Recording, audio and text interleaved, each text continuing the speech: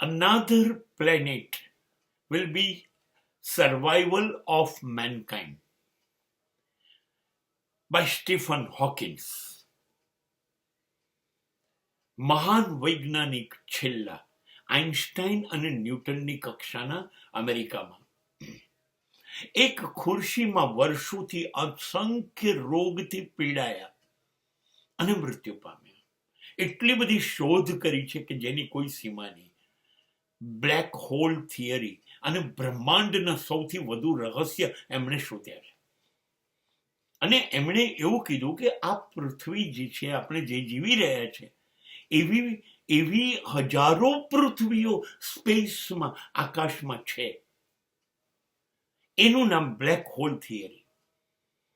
એવી પૃથ્વીઓ છે, એવા એ પૃથ્વીના પોતાના સમુદ્ર છે, એ પૃથ્વીઓના પોતાના સૂર્ય છે, ચંદ્ર છે, તારાઓ છે, એની વ્યવસ્થા છે.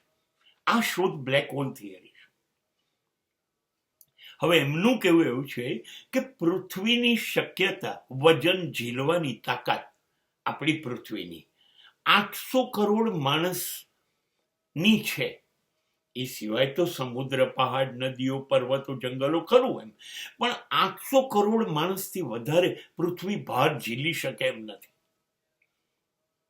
એટલે હવે આ પૃથ્વી ગમે ત્યારે બ્લાસ્ટ થશે. 800 કરોડ માટેનું પાણી ક્યાંથી લાવીશું? ખોરાક ક્યાંથી લાવીશું? રહેઠાણ માટે જમીન લઈ લઈશું તો ખેતી કેવી રીતે કરીશું? 800 કરોડનું એજ્યુકેશન, 800 કરોડનું મેડિકલ ટ્રીટમેન્ટ કેવી રીતે કરીશું? આ પૃથ્વીની શક્યતા એટલા જ જંગલો છે, એટલું જ પાણી છે, એટલા સમુદ્ર છે. અને તમે રહેવાનું શરૂ કરો છો તો મકાનો બનાવો છો તો ખેતીની જમીન જતી રહી તો અનાજ લાવશો કે? બધું ખૂટતું જાય છે. અને બહુ નજીકના સમયમાં પૃથ્વી નાશ પામશે.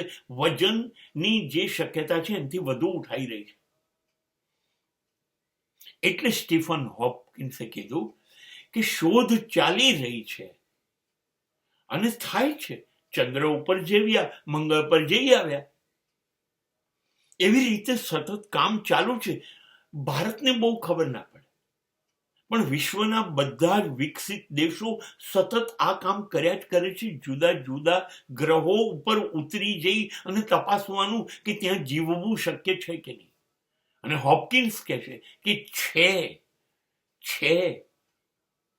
અને ત્યાં ધીરે ધીરે હવે સ્પેસ વિમાનો કરી અને ત્યાં તમે વસ્તી વસાવો, ત્યાં હવે તો જ અહીંનો ભાર ઘટશે અને માનવ વસ્તી નવી જગ્યાએ જઈને સ્થિર થશે. નવી જગ્યાઓમાં બીજી બધી શક્યતાઓ વધારશે. અહીંયા ગાડીથી આ જમીનને થોડી મુક્તિ મળશે. ને માટે another planet will be survival of mankind.